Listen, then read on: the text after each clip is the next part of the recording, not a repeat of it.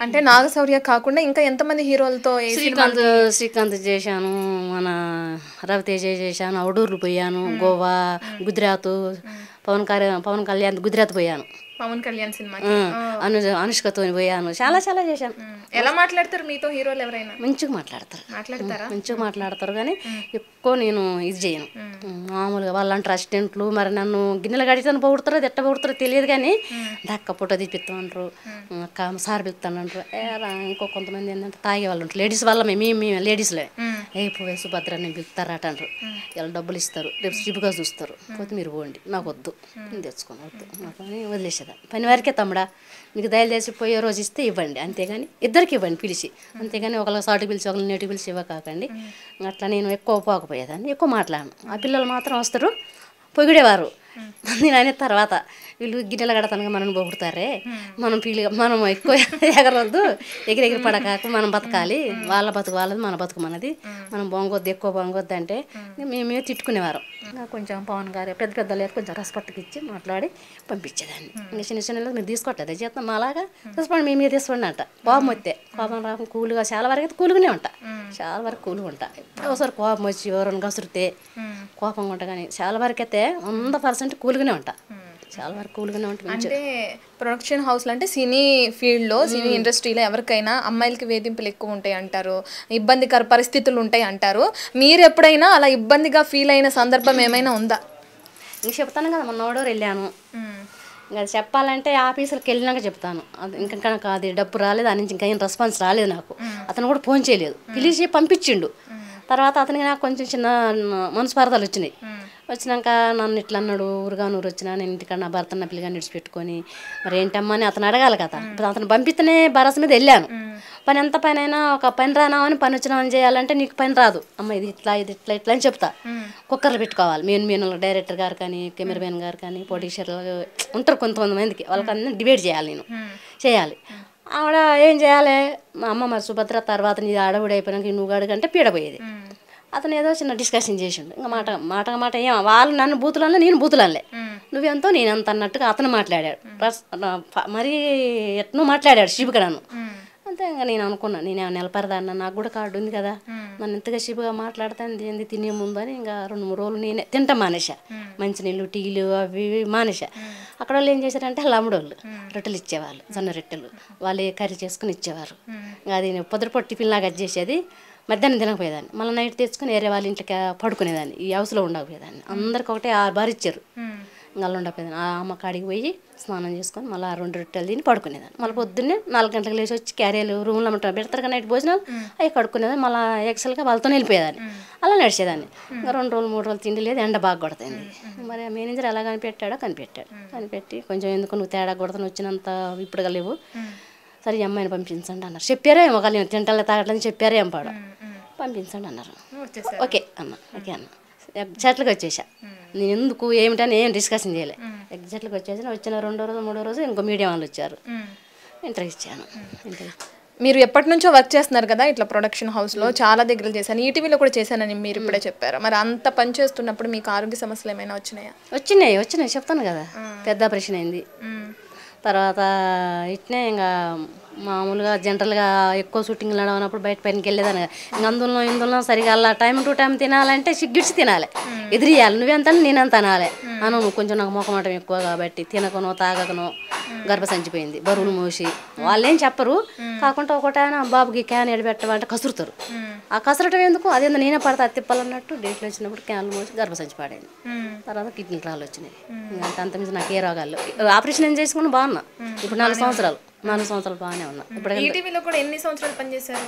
Card ఉండి card లేక 5 సంవత్సరాలు చేశా. కార్డు లేనప్పుడు 1 సంవత్సరం 2 సంవత్సరాలు చేశా. 100 రూపాయలు ఇచ్చేవారు రోజంతా చేస్తే. నేడు 9ంటికి వచ్చేదాన్ని, భోజనం డబ్బులు 50 ఇచ్చేవారు. కార్డు తీసుకున్నాక 400 ఇచ్చేవారు, మేనేజర్లు ఇచ్చేవాళ్ళు నాకు. ఈ కార్డు తీసుకున్నా కదా, మంచిగా పరిచయమైన మంచిగా అలానే ఉండనైతే నేను అనవసరంగా డబ్బులు ఆశపడి చిలుమలకు వచ్చా, ఆరోగ్యం పాడు చేసుకున్నా. ఇప్పుడు ఏంటంటే కొత్త వాళ్ళు వచ్చారు, మంచి వాళ్ళు కొత్త వాళ్ళు వచ్చారు, కుర్రోళ్ళు లేడీసు కమ్మక్కాయి. ఇప్పుడు నేను పాతదాన్ని, ఇప్పుడు ఏంటంటే ఆ ముక్కు సూటుగా పోద్దామని ఎవరేమన్నా అన్నీ తెలుసు అంటారు కదా. కుర్రోళ్ళు ఇప్పుడు అంత కుర్రోళ్ళు అంత నీలాంటి పిల్లలు, అంత ఆంధ్ర పిల్లలు, వాళ్ళ కమ్మక్క ఇప్పుడు మాలంటాను సరే పిలవట్లేరు.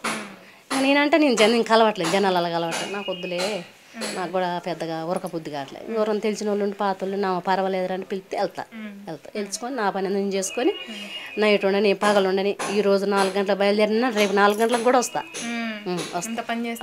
చేస్తా రై బగులు ఉండమన్నం వండేదాన్ని సుభద్రమ్మ కుక్కర్లు పెట్టంటారు, సుభద్రమ్మ ఆ గిన్నె గడగంటారు, టీ గిన్నెలు గడ అన్నీ చేస్తా. అన్ని పనులు. ఎంతమంది పిల్లలు మీకు? నాకు ఒక బాబు. మీ భర్త ఎలా ఉంటారు? మీరు బాగానే ఉంటారు? మంచిది పర్లేదు, బాగానే చూస్తా. పోతాడు కానీ ఏం అంటే మీరు అవుట్డోర్ షూటింగ్స్కి అట్లా వెళ్ళినప్పుడు కూడా మీ ఇంట్లో నుంచి అమ్మని పిలిపించుకుంటే, ఎందుకంటే భర్త ఉన్నాడు కదా, కొంచెం మా భర్త బ్యాడ్గా మాట్లాడతారని మా బాబుకి తెలుసు ఇండస్ట్రీ అంటే ఎంత. మమ్మీకి తెలుసు, మమ్మీ నువ్వు వెళ్ళి అంటాడు. ఈ లోపల మా అమ్మని పిలుచుకుంటా, వీళ్ళకి కొంచెం చేసి పెట్టుకుంటా చేయడానికి అమ్మని పిలుస్తా. ఇంకా మొన్నటిసారి మాత్రం అమ్మ కూడా రానన్నది. ఈ చికాకు మా భర్త చికాకు తట్టుకోలేకనే వెళ్ళా. ఈ చికాకు ఆ చికాకు ఇంకా అతను కూడా నన్ను చిన్న డిస్కషన్ చేసిండు. నేను ఫీల్ అయ్యా, ఇంత పని చేస్తాను నేను ఎండలా, మీరు కూర్చొని చెల్లులు అలా చూసుకుంటూ అన్నీ చూసుకుంటారు నీడలు కూర్చొని. అయినా కూడా నేనేమన్నా మాకు మీకున్న తేడా ఎందుకు, మమ్మల్ని లేడీస్లు అంత చిపుగా చూస్తారు. ఇంకో కార్డు ఉన్నామైతే ఇద్దరం కలిసిమెలిసి మంచిగా నువ్వెంత నేనంత చేస్తా. ఇప్పుడు నీకు 500 ఇచ్చి నాకు 1000 రూపాయలు ఇస్తే నా 500 ఇచ్చిన మనిషి ఎలా చేస్తుంది పని? వాళ్ళకు కూడా తెలిసిపోయింది అన్నట్టు. అక్క నువ్వు నేను చేసేది అదే పని, నీకు 500 నాకు 1000 రూపాయలే, నాకు 1200 1250 నాకు అక్క అని అడిగింది ఆ అమ్మాయి. అయితే మాకు కార్డు ఉందే, మేము 3 లక్షలు 4 లక్షలు పెట్టి కార్డు తీసుకున్నాం మేము, ఆ కార్డు అప్పు తీరాలంటే మేము జీవితాంతం చేసుకోవాలమ్మా, ఇట్లా పోయిందే బెస్ట్ ఇదే బెస్ట్ అమ్మ, నెలలు దొరికిన ఒక నెలలు 15 రోజులు దొరికినా ఒక 7,000 8,000 వస్తాయి, సాలే అమ్మ ఇదే బెస్ట్, ఇది వద్దు మా పని వేస్ట్ అన్న. ఆ అమ్మాయి చేసిన పనికి నన్ను కసిరారు. అదా ఇదా అది ఇదా అన్నాడు. ఇంకా ఆ షీప్ ఇంతమందికి నాకు రెస్పాండ్ కాలేదు. అండ్ అనుకో మళ్ళీ వస్తాను మీడియోలోకి మళ్ళీ ఫోన్ చేస్తా నేనే చేస్తా. పవన్ గారికి ఎవరికో చేసి అది ఇంకా రచ్చ చేస్తా అతనికి బాగా సినిమాలు వస్తాయి. ఇంకా ఇంతమందికి నేను ఫోన్ చేయాలి, నాకు డబ్బులు రాలేదు, నువ్వు ఎలా ఉన్నామని అడగలేదు. నేను కూడా కొంచెం పీన్లాడ ఉండి వెళ్ళిపోయా. ఇంట్లో సొమ్ములు వస్తాం, అతను కూడా డబ్బులు అడగలేదు. పోయేటప్పుడు కూడా సుభద్రమ్మ నువ్వు ఇంకా ఖర్చులో డబ్బులను కూడా ఇవ్వలే నాకు. పోయినాక కూడా ఎలా ఉన్నామని కూడా అడగలేదు.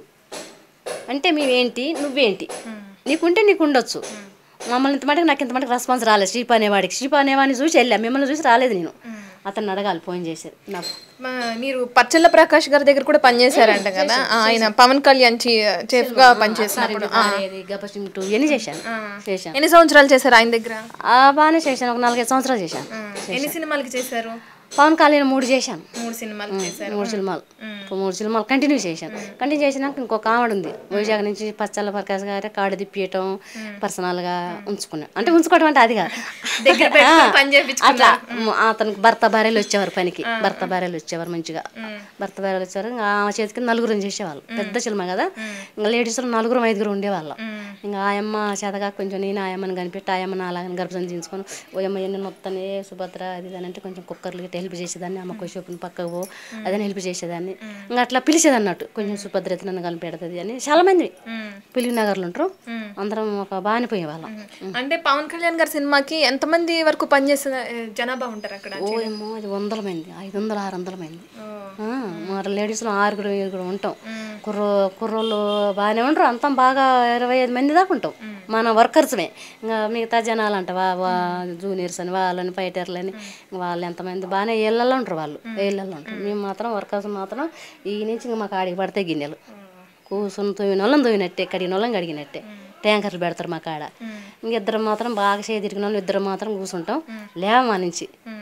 మా కాడికి కొంచెం పుణ్యాతలు ఉండి తిని రాకుండా అంటే పోయి తింటాం. ఏదన్నా ఆకలి అవుతుంది పాడేలా వచ్చి తినొద్దాం పా అంటే పాపం ఇప్పుడు ఆమె కూడా ఆరోగ్యం పాడైందంట. పోయిన చదివితే సుభద్ర నీలాగనే నాకు కూడా ఆరోగ్యం పాడైందే, నేను కూడా చేయట్లేను అన్నది. ఏమి ఇష్టంగా తింటారు పవన్ కళ్యాణ్ గారు? మీరు ఆ సినిమాలకి పనిచేశారు కదా.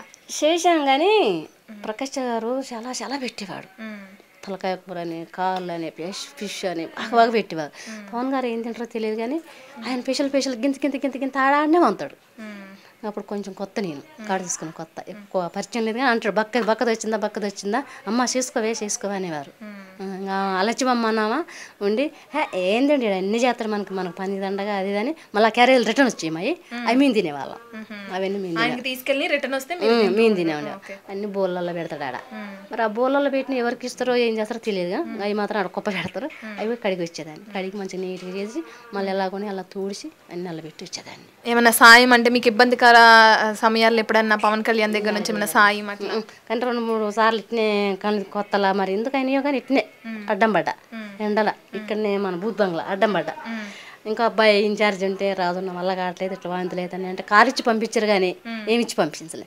తర్వాత అసిస్టెంట్ ఏందక్క ఆగాస్తంగా వెళ్ళిపోయాను ఏందక్క అన్నాడు. నేను లేచిన మధ్యాహ్నం ఇట్లా అయిందిరా అన్న. సార్ చెప్పాలా అన్నాడు.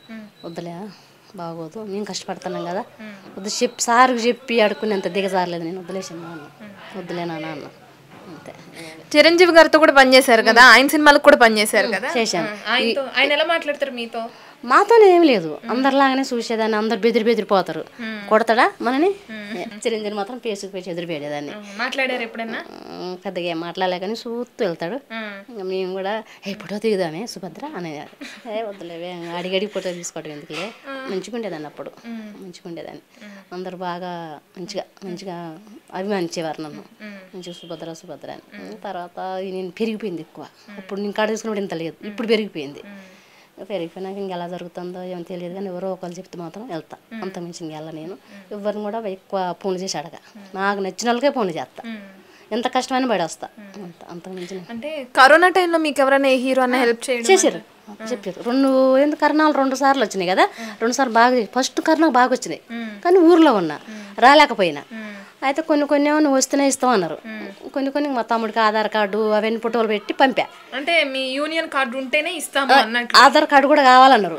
అన్ని ఇక్కడ ఉండిపోయినాయి. అయితే మా బాబు మంచిగా ఫోటోలు ఐడియా పెట్టుకున్నాడు. ఐడియా పెట్టుకుని మా తాళాలకి ఇట్లా అంతా నా దగ్గర ఉండిపోయింది. తమ్ముడు ఏడు ఉండిపోయినా నేను కొత్తవాళ్ళు ఉండిపోయినా. ఇట్లా అందరు ఫోన్ చేసి చెప్తారు. చిరంజీవి గారు పవన్ కళ్యాణ్ గారు ఆఫీస్కి పంపట్టారు. వాళ్ళని అసిస్టెంట్లని పెట్టి పలానా అడ్రస్లు పెడతాను మా కార్డు పంపింది అనుకో నేను మా జనాలను పెట్టి ఇస్తారు. మా తమ్ముడికి అడ్రస్ చెప్తే ఇచ్చారు చాలా మస్తు ఇచ్చారు. కింటాల అంది సాయాలు అందినాయి. కమలాసన ఆయన కూడా మాకు బిగ్ బాస్ అలా మా సూపర్ మార్కెట్లలో డబ్బులు వేసిండు. టోకన్లు ఇచ్చారు. అలా పోయి ఇష్టమైన ఇచ్చిండు. అతను కూడా సాయం చేసిండు. చాలా మంది ఈ పవన్ కళ్యాణ్ చిరంజీవి గారు మాత్రం వాళ్ళే ఇచ్చారు. ఎక్కడెక్కడ అడ్డా పెట్టారో నేనైతే లేను. తమ్ముడు అందుకొచ్చాడు. బాగా 2 కిలోలు ఇవ్వనే 2 కిలోలు పుట్నాలు పల్లీలు నూనె చక్కెర టీ పొడి పసుపు అన్నీ మన ఇంట్లో సోదాలన్నీ ఇచ్చారు. 10 కిలోలు బస్తా ఇచ్చారు బాగా ఇచ్చారు. ఆఖరిగా అంటే మీ ఫోటోని అట్లా శ్రీకాంత్ అయ్యంగారు అలా పోస్ట్ చేసినప్పుడు అందరూ మిమ్మల్ని గుర్తుపడతారు. అంత ముందు వరకు మీరు ఎవరికి తెలియదు, ఇప్పుడు అందరు గుర్తుపడుతున్నారు కదా. అసలు ఆ ఫోటో పెట్టిన తర్వాత మీకు హ్యాండ్స్ ఆఫ్ అని కూడా చెప్పారు. మీరు ఎలా ఫీల్ అవుతున్నారు? ఏం ఫీల్ అవుతాం ఏముంది ఇంకా అప్పుడు లాగానే ఫీల్ అయ్యాను. అప్పుడు కూడా అట్నే అనేవారు. సుభద్ర బాగున్నావా సుభద్రకు వచ్చిందా సుభద్ర మాట్లాడతారు మీతో మామూలుగా ఇంకా అట్లా లుక్ ఇచ్చేవాడు.